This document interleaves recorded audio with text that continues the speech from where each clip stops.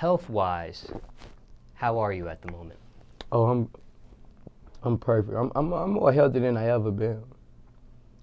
You know, I'm more healthy. I might drink a beer every once in a while. I don't do no drugs. Don't drink no alcohol, really. No Patron. I don't do none of that. I work out. I got a personal trainer. Work out 4 times, 5 times a week. I'm cancer free. I had a successful surgery. I'm cancer free. I'm eating better. I still dip and dab in bad foods, but I'm eating better. You know, I can go hour, 10 minutes on stage and still have plenty more energy. It's like I don't get tired. You know, but exercise help all that though. Exercise and eating better. It's like, you know, like I'm juiced up right now, bro. Like, I'm juiced up and show performance crazy. So I'm real healthy right now, man. I'm healthy. Not just in the body, just in the mind. I'm healthy though. As far as my health, I'm healthy because after cancer, I lost 42 pounds, man. I lost 42 pounds after my surgery. I got cancer. I had surgery in 2.5 weeks. When I had my surgery, I lost 42 pounds, man, fighting that cancer. You know, now I done gained 26, 27 back. 15 more pounds, I'm back like I was when I came home. So that's a blessing, man. That's a blessing. And that was the hardest part of my cancer, man. You know, I had to learn to walk again after my cancer on my right kidney. I couldn't walk. I had to learn to walk again, man. And, it was hard going in that mirror, looking at my body and seeing my boneless structure, man. I used to cry, man. I used to be like, I punched the window. I used to be so mad because it took all my weight. You know, I saw a girl at the gas station and she didn't even notice me.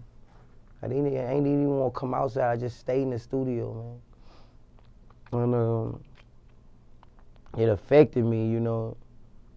It affected me so bad, bro, because I was angry on how I was just looking off this cancer, man. Cancer is nothing to play with, man. You know, cancer is nothing to play with. When you were diagnosed with it, was it you were ill and then they found out you had cancer, or was this like some preventative type of thing where you seen a doctor and they had looked over your body and was like, okay. Nah, before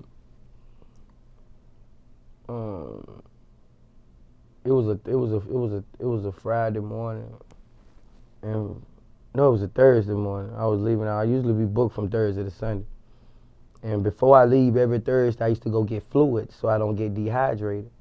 Go get me 2 bags of fluids and be dehydrated.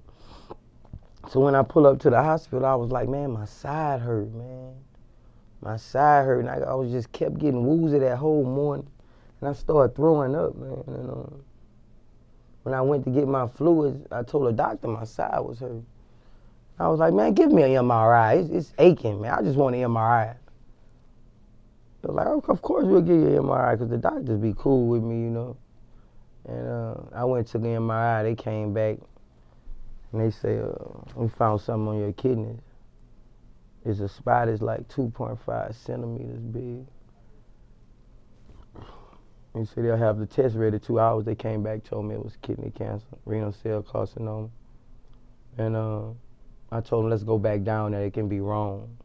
So we went back down there, got another test, got another specialist to come from Stockbridge. And it was like, it's cancer. You need to go to MD Anderson Cancer Center immediately and have surgery before it spread, because we don't know how fast it'll spread. If it get to a certain stage, it'll be bad for you. So yeah, man, I just went in there with a little stomach pain. I just told them to give me an MRI. I'm glad I did. So, you know, if I wouldn't have got checked for that MRI, it would have been in my body and I wouldn't have even known. So they found it. I know sometimes they measure cancer in stages. Was it a certain stage? I was in stage 1, headed to stage 2. So now looking back 2020, what advice do you have for others, maybe your same age range, you know, when it comes to, and I also know you had mentioned that you didn't have health insurance. Right. And things of that nature. Right. 2020, looking back, what is your advice to others when it comes to like maybe self or body, prevention? Well, my advice to others is, get health insurance. I went and got health insurance soon after that, man. Like, get health insurance. Get you some good health insurance. Get money also, because health insurance is not going to pay for the whole thing. The only people think you get health insurance, it pays for the whole thing. Not a $90,000 bill.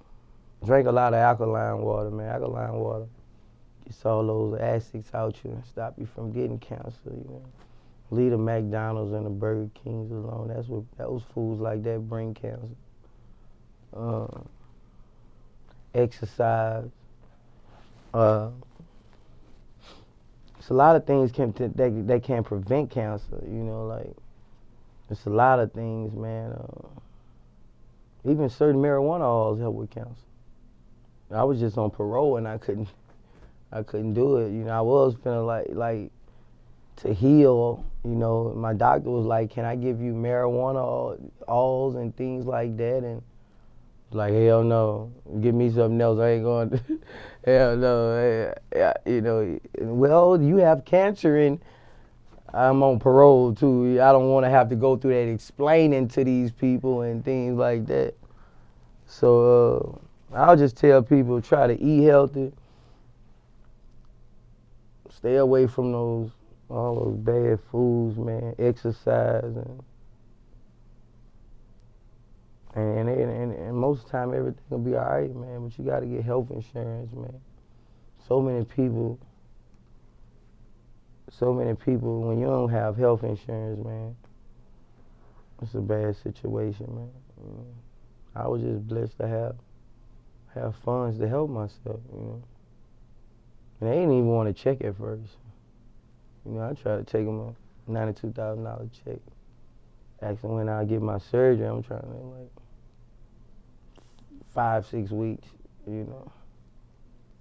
Told them I had $92,000 cash. They were like, "We'll cut on you in 8 days." So money talk. Money talking, bullshit walk. So. Yeah, your whole experiences seem to happen so fast. I mean, if people watch, on your social media and stuff like that, from you getting the cancer to the surgery to you not being able to walk to you being able to walk, and now you're on stage and you're rocking crap. I mean, it all happens so fast. That's why people all in my comments like, you didn't have cancer. Everybody think I was lying. That's why I put my cancer scar on Instagram. Like, you think I'm playing? Look at this damn cut right here. Have my kidney go. So, cause it happened so fast, but I did, people don't know, like I had my surgery December 7 or December 8. I wasn't released out the cancer hospital until January 26th. I was in rehab learning to get strong again for a month and damn near 3 weeks. I was trying to get strong again. Every day I had to go, I was trying to get strong again. And after that, even in the middle of January, they let me be inpatient, outpatient, to where I go home at night, but in the whole day I'm at the cancer center, walking with these people who I know I'm stronger than, in this gym with these people who I know I'm stronger than. So what I did, at nighttime, I got a trainer. I got a physical trainer. So I started coming back in the middle, like, "God, you getting a little muscles?" I'm like, I don't know where they coming from. But I got a whole trainer. And after that, like, every day I had a real trainer who trains professional athletes. And we started from curling fives, man. Like, I used to damn near have tears in my eyes when he worked me so hard, man. Shout out to my trainer, Ryan. He worked me so hard, man. One time he worked me, I couldn't walk down the stairs, man. My legs were shaking so much, I couldn't walk down the stairs, but he motivated me, like, you gotta get your strength back, and And I just kept getting my strength back and just kept getting stronger and stronger and stronger. And once I got to seeing my fat come over my muscles and my muscles pop out, that motivated me. I wanted to work out every day, all day. You know, my boys, my family was motivating me like, you gonna be back, and you know, no matter what you got, you always need motivation, man. You always need positive people in your ear. Because if you have negative people in your ear, you gonna become negative. Now, are you still a diabetic? Right now, I'm type 1 diabetic. I'm still insulin dependent. That was another thing, you know. I came out of surgery and my diabetes started tripping, man. So I went back in the ICU 2 days after my surgery. But yeah, I'm still diabetic. I just went and talked to Dr. CB grandson though. Once I get off paper, I'm gonna go up there to LA or even go to Honduras and see if he can cure me of this diabetes. Because you have the type that you can't really shake off on your Right, own. right. I don't have the type where they just take a pill and exercise and get it out. I'm insulin dependent. My body don't produce sugars. Like, you know, I'm insulin dependent. I take 3 shots a day.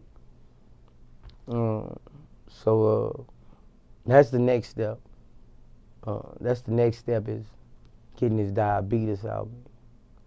Because I want to live long, man. People with diabetes don't live long. Yeah, as you probably heard, Phife Dawg from a tribe called Quest had recently passed away from diabetes complications. Right. So, I read it in the People magazine. I was like, damn, man. So I'm in the steps of curing it, you know. But really, you gotta cleanse your whole body to get rid of diabetes. You gotta cleanse your whole body. You gotta eat a certain amount of things. You're gonna lose hella weight. You know, you gotta really just make this your life. So, and I just feel like in order to do that, I gotta take off with whatever I'm doing. I gotta say concerts, all this stuff, just gotta get put to the side.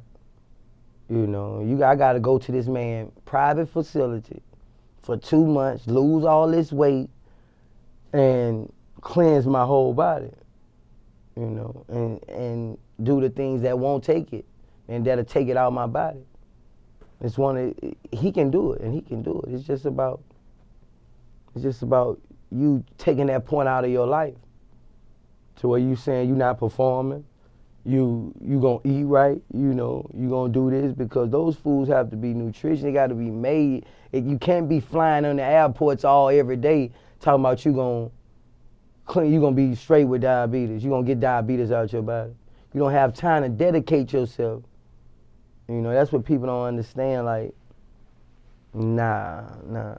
So that's what's next for me when I get some time. I would say about 7, 8 months. At the end of the year, when I get some time, I want to go see Dr. Seaman and get straight.